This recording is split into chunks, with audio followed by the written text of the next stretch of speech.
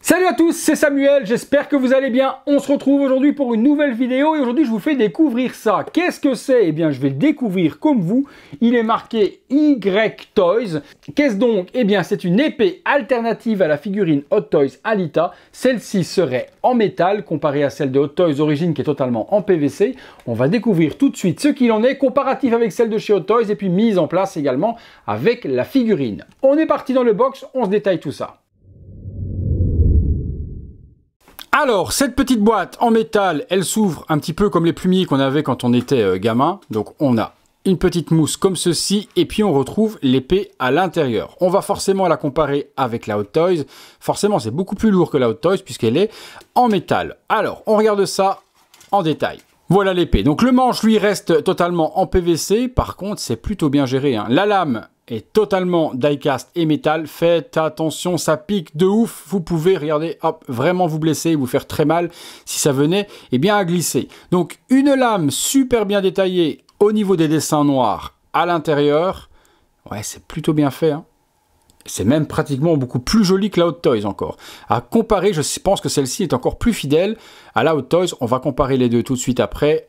On a bien les deux décrochés ici dans la lame. Le manche est super joli aussi. Eh bien, j'ai l'impression que je suis plus fan de celle-ci que la version qu'a réalisée Hot Toys. On compare les deux. Voilà les amis, on a les deux épées. En dessous, la Hot Toys. Au-dessus, eh bien, la Y-Toys, hein, donc de Alita en métal. Eh bien oui, on a un design différent.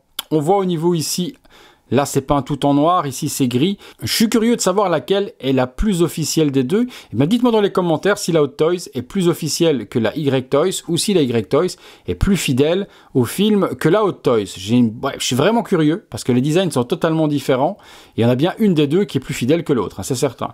Au niveau réalisme, bon, celle-ci forcément avec la lame en métal, ça donne quand même un aspect beaucoup moins plastoc. Et c'est plutôt joli, hein. Les manches, bon, m'ont l'air similaires, il n'y a pas grand chose qui change, la forme est pareille, donc ça n'a pas changé.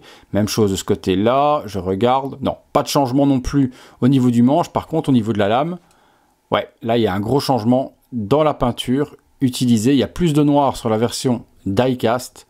Vous voyez, les parties ici à l'intérieur sont noires, ici c'est tout gris. Ouais, c'est chelou. Chelou, et je suis bien curieux de savoir laquelle est plus accurate. On va la mettre sur la figurine, je vais vous la faire découvrir. N'oubliez pas que la figurine que je vais vous montrer n'est plus du tout la version originale d'Hot Toys, puisque moi j'ai refait un rehair complet de cette version par mon ami JKU Custom. Il y a une vidéo qui traîne quelque part sur la chaîne si vous voulez aller voir le détail. Allez, je vous pose la nouvelle Damascus Blade sur la figurine et on regarde ce que ça donne.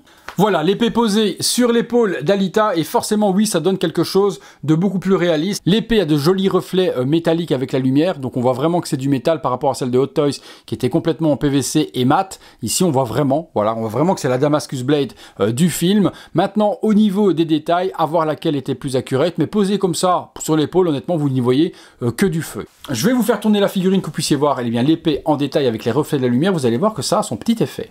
Voilà, épée de plus près que vous puissiez la voir. Forcément, la figurine Hot Toys avec les cheveux et les traces refaites par JKI est juste une grosse tuerie. Mais là, ce qui nous intéresse, c'est l'épée. Je sais que c'est difficile de s'y concentrer quand on voit la beauté que nous a réalisé JKI sur ses cheveux. Vous voyez les reflets de lumière? On vient de voir justement lorsque ça a tourné la caméra se refléter dans la lame. Là on a quelque chose de quand même beaucoup plus joli que la lame d'origine. Voilà, donc je vous dis pour les petits 30 € que ça coûte, ça vaut la peine de faire ce petit upgrade. Vous me direz ce que vous en pensez dans les commentaires et aussi laquelle des deux est la plus fidèle. Bon, même si c'est la Hot Toys qui l'est, je trouve que là l'effet est plutôt bien réussi.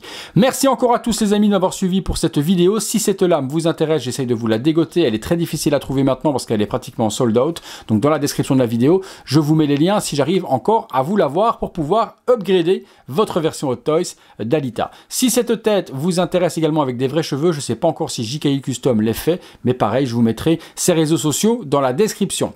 Merci d'avoir regardé cette vidéo. Si vous l'avez aimé, lâchez-moi un gros like, abonnez-vous si ce n'est pas encore fait et activez la petite cloche et toutes les notifications afin de ne rien rater de ce qui se passe sur cette chaîne. Vous êtes de plus en plus nombreux. Encore merci à tous et à très bientôt les amis pour une prochaine vidéo.